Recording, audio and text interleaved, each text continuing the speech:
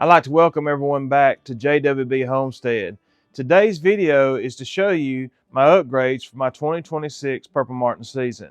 I hope everyone's having a great holiday, and I hope everyone is getting ready and as excited as I am for the Purple Martins to return. Y'all walk with me as I go down to the lake to show you my upgrades. This here is one of my 4 racks that I've got here at JWB Homestead. This is my Bamini rack.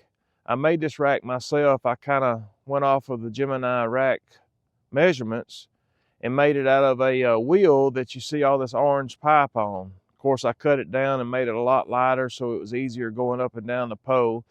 It's on a 3" by 3/16 square tubing that is recessed in the ground 2 foot. It's operated up and down by a worm winch that you get from Harbor Freight. It's rated at 2,000 pounds, so it very well can easily sustain going up and down when the gourds are full. My second rack is called my Sweet 16 rack. It has some gourds, it's like a mixed match. It has a Bow 11s. That's the ones I started out with. It also has some Bow Axis on it, and it has some Troyer horizontal gourds. This rack fills up every year and has fledged many babies. This rack was homemade. It holds 16 gourds. It's on a 2" pole, and then let it up and down with a worm winch from Harbor Freight. All my poles have the electrical system on the bottom, electric fence for predators.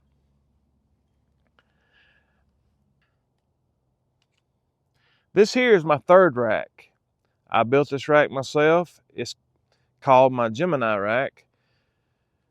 It's not aluminum, it's made out of metal. Same scenario. I made it out of an orange 6-foot wheel that you see the orange pipe on. It is also protected by the electric fence at the bottom. And it also has a worm winch from Harbor Freight. You can get these winches for $35 at Harbor Freight. They're 2,000 pound capacity.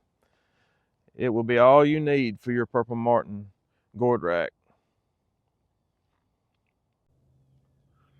My fourth and final rack is the rack that I have just got through getting built. It's got brand new Troyer super gourds on it. It holds 17 across the top and 14 across the bottom.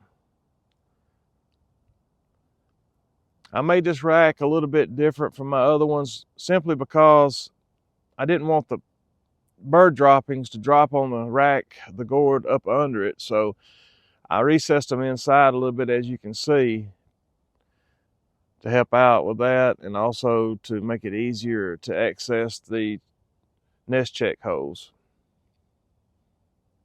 But this rack here I'm very proud of. It's also on a 3" pipe, 3/16 thick, and it also has the worm winch from Harbor Freight. A lot of times the winches come with a nut here, but I always weld a socket on there so I can use a 3/8 extension to let it up and down. Just to show you a little bit of up close of how I done this rack. A lot of y'all have asked. I'm gonna get real close to that. You can see where I took that wheel and split it. It's actually a square tubing, but if you'll cut it on the top side and the bottom sides and leave it an angle, this is real thin and it makes it easy to go up and down. Leave the top square tubings in place, as you can see right here. It actually has one that comes out right here and over there. So I actually cut out 1, 2, 3, 4 of these pipes to make it lighter. For what we're doing with them at making gourd racks, 4 is plenty. From the top, take some 1/2" square solid rod, go down to the bottom. This bottom rack is the same material as what you see up here, what I've done is I made it a little bit smaller. I cut it in sections, kind of made it like an octagon shape, so it holds less gourds, but it's, as you can see, anything that drops out of this one doesn't land on top of this one.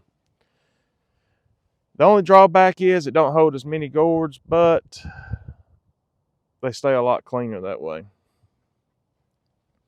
I've got super gourds on this rack. I've got Troyer verticals on this rack.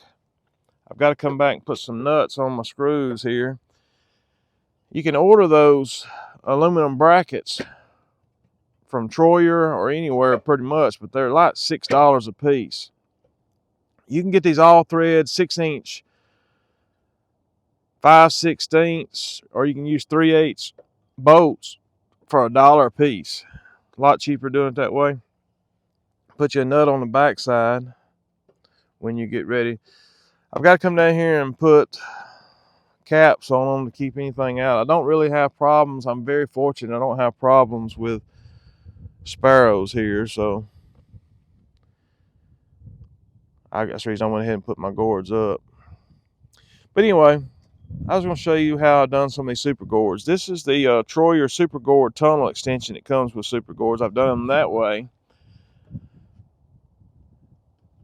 I use Gorilla Glue.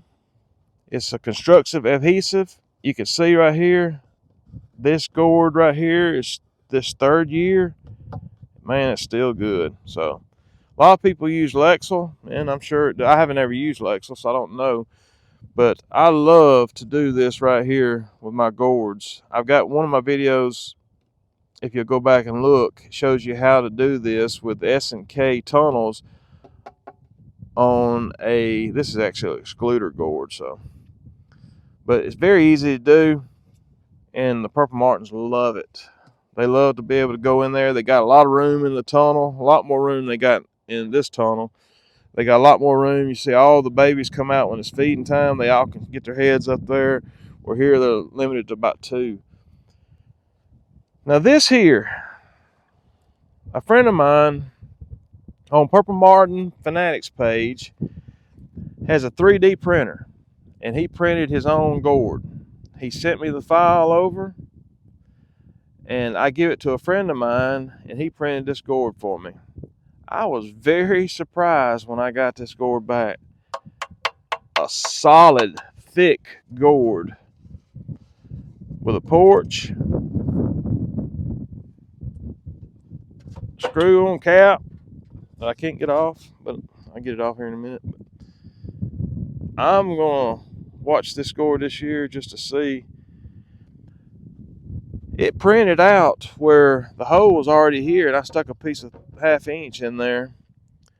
But as far as watertight, I really do feel like this gourd is going to be very watertight. It's a good looking gourd. It took my friend 3 days to print this gourd, so as far as the mass production, it'd probably take you a long time to print a bunch of them. But it's cool. It's very cool. So we'll see how the Purple Martins react to it. Also this year, I added a perch line on the top. Goes from one gourd rack all the way to the 4th one to give them a lot of room and a lot of excess places to sit during the Purple Martin season. But anyway, every year I try to do a video showing you guys what I've done to upgrade my colony. And this year, like I said, I've added another rack. I had a 12 gourd rack there. I took it down and replaced it. So I added about 10 more gourds to my colony this year to get me up to a grand total of about 115 gourds. Last year I had right at 100. This year I have 115. So I'm very excited. I can't wait. We're about 60 days away from the first bird getting here. So if you hadn't got your stuff cleaned out and ready to go, it'd be a good time to get everything going while it's cold and nothing else to do.